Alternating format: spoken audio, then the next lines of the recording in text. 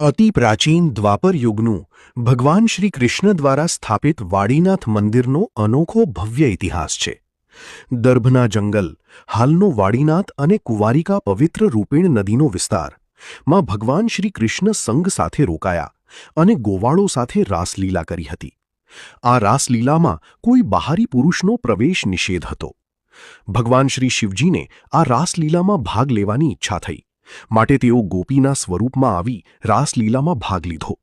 આ દરમિયાન શ્રી કૃષ્ણએ ઓળખી ગયા અને શિવજીને કહ્યું, આપ તો દેવોના દેવ મહાદેવ છો અને અમારા સૌના આરાધ્ય દેવ છો. તમારી હાજરી તો અમારા સૌનું સૌભાગ્ય છે, એટલે તમારા માટે કોઈ પ્રવેશ નિષેધ નથી. આપ શ્રી અમને તમારા સાચા રૂપમાં દર્શન આપો. શિવજી ગોપીમાંથી સત્ય શિવજી રૂપમાં આવે છે, પણ વાડી રહી જાય છે, માટે તેઓ વાડીનાથ કહેવાયા. અને તેથી તેમની શિવલિંગ નહીં પણ વાડી ધારણ કરેલ મૂર્તિ પૂજાય છે, જે શ્રી કૃષ્ણ દ્વારા સ્થાપિત કરાઈ હતી, જ્યાં શિવજી સાક્ષાત પ્રસન્ન થયા હતા. કદાચ આ વિશ્વનું એક જ પ્રાચીન શિવ મંદિર હશે કે જ્યાં શિવલિંગ નહીં પણ શિવની મૂર્તિ પૂજાય છે.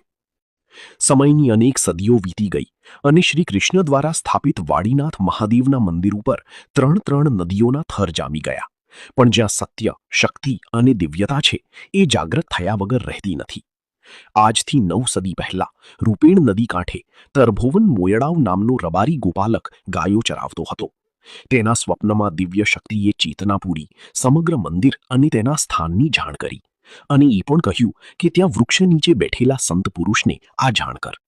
એ સંત પુરુષ એટલે આપણી વાડીનાથ ગાદીના પ્રથમ ગાદીપતિ મહંત શ્રી વીરમગીરી બાપુ. તરભોવન રબારીએ મહંતને જાણ કરી અને ખોદકામ કરાવ્યું, તો ત્યાં સાક્ષાત પ્રાચીન મંદિરના નિશાન અને મૂર્તિ નીકળી. તરભોવન રબારીએ વીરમગીરી બાપુને ગુરુ તેમજ મંદિરને ગુરુગાદી તરીકે સ્થાપિત કરી મહંતની સેવા ચાલુ કરી, તેમજ ત્યાં ગામ બાંધી વસવાટ કર્યો.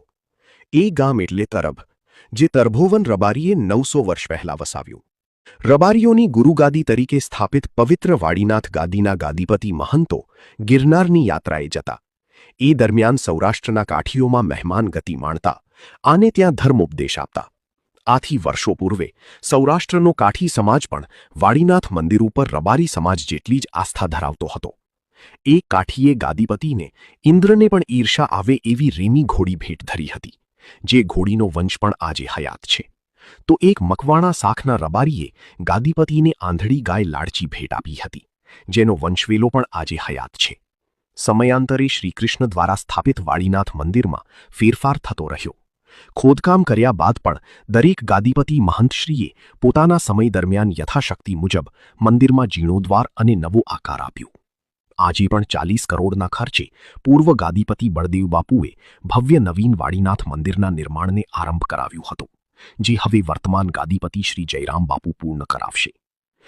ભલે વાડીનાથ રબારી સમાજની ગુરુગાદી તરીકે સ્થાપિત હોય, પણ પ્રાચીન કાળથી મંદિર દરેક સમાજ માટે શ્રદ્ધાનું કેન્દ્ર છે અને સામાજિક સમરસતાનું ઉત્તમ ઉદાહરણ છે.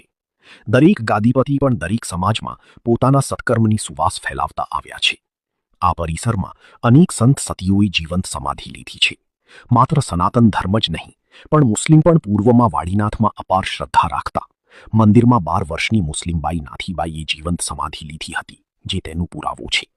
સદીઓ પૂર્વે લખાયેલા કાન્હળદે પ્રબંધ નામના પદ્મનાથના પ્રાચીન ગ્રંથમાં રૂપેણ કાંઠાના દર્ભના જંગલના વાડીનાથ મહાદેવના મંદિરનો ઉલ્લેખ છે.